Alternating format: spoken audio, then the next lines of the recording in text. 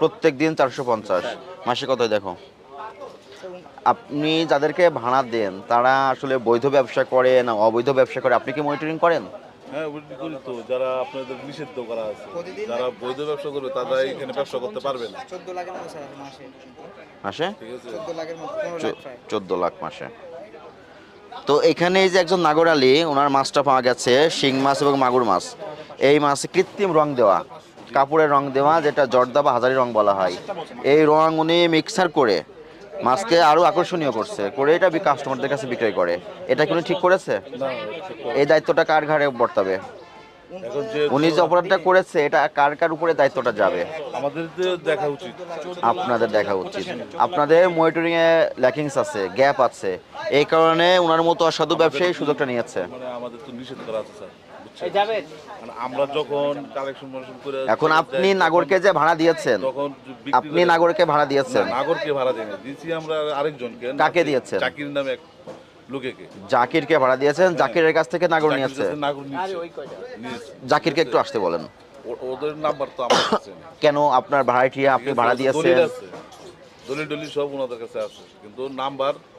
তার মানে আপনি বলতে চাচ্ছেন আপনি জাকিরকে দিয়েছেন, জাকির নাগরকে দিয়েছে। হ্যাঁ নাগরকে। তাহলে আপনি তো জাকিরকে দিয়েছেন 450 টাকা ডেইলি বেসিস। জি জি। তাহলে জাকির নাগরকে কি রেটে দিয়েছে? এটা তো আমি বলতে পারবো না, ওর সাথে কি কন্টাক্ট। আপনি সে চাঁদা নেন কার কাছ থেকে? আমি ওই যে জাকিরের কাছ থেকে নিই। আছে কার কাছে নিছেন? হ্যাঁ জাকিরের কাছ থেকে। আজকে নাগর ছিল। আজকে তো নাগর ছিল। নাগর জাকিরের লোক আছে, জাকিরের লোকে ভাড়া দিয়েছে। আপনি একটু জাকিরকে কাইন্ডলি ফোন দেন। ঠিক আছে, জাকিরের নাম্বার তো আমার কাছে নাই। ওনার কাছ থেকে নেন, জাকিরের নাম্বারটা দেন ওনাকে। আচ্ছা, কার কাছে নাম্বার আছে জাকির? জাকির নাম্বারটা আমি কেমনে থাকবো? জাকির ভাই কি আছে? মারা গেছে? মারা গেছে তো সম্ভবত। জানেনও না আপনার ভাইটি আছে কি আমি নাই। জানি মারা গেছে, আর তার ছেলের সাথে যোগাযোগ নেই স্যার।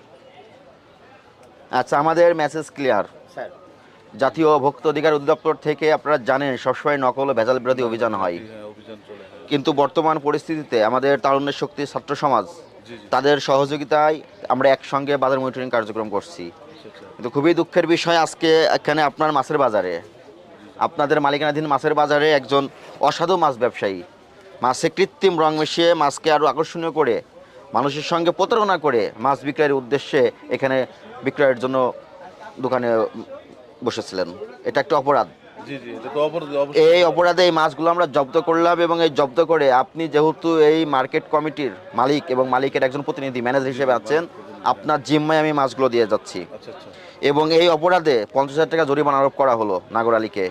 এই টাকা আপনি তার পক্ষে আজকে আপনি জরিমানা পরিশোধ করবেন, এবং সে যখন আসবে এটা নিয়ে আপনারা বাজার কমিটি বসবেন, বসে এই টাকা আপনারা তুলবেন।